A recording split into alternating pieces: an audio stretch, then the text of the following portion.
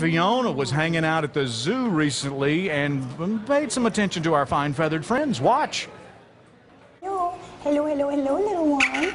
There's a lot of little ones here inside the brooder at the San Antonio Zoo, and Stacy Salenti joins me. And who do we have here? Today we have an American flamingo.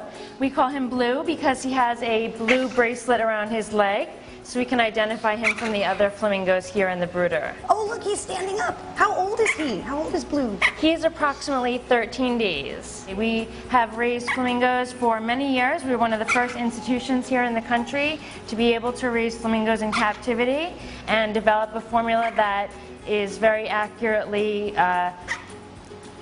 portrays the milk that the parents would feed them. They need to be fed about 6 times a day, from the first thing in the morning until about 10 o'clock at night. We feed them a formula. They get fed out of a syringe, and it's a lot of fun. All right, and today we're going to have you feed one of our flamingos. Okay, well, I think he's ready. I think so too. Because he's going for my finger here. So how do I do this correctly? Okay, so you just hold the syringe up to his bill, and he kind of knows what to do. Like this? Yeah. Oh, he knows. He's found it. He's found it. He's probably going to stand up a little bit. Stand up so I can.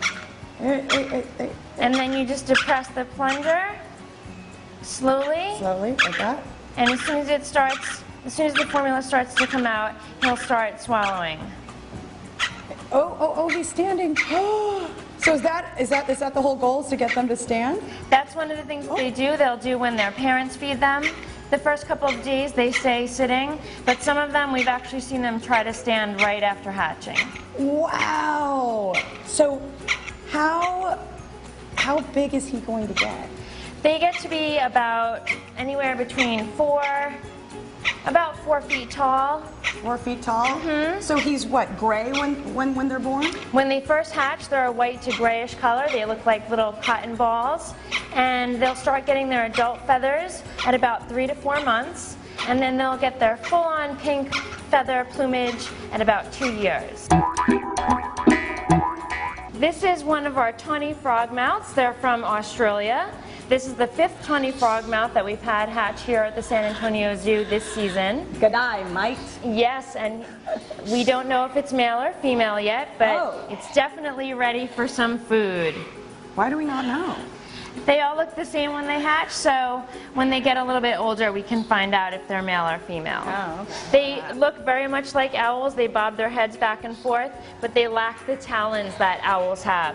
And their eyes are not perfectly centered, and you can tell his bill is not nearly as strong as an owl's would be. You're very comfortable sticking your hand in his mouth. The adults will kind of stretch their head out and elongate their body to mimic a branch in a tree, and that's pretty much what they look like when they are disturbed. But their coloration camouflages them really well.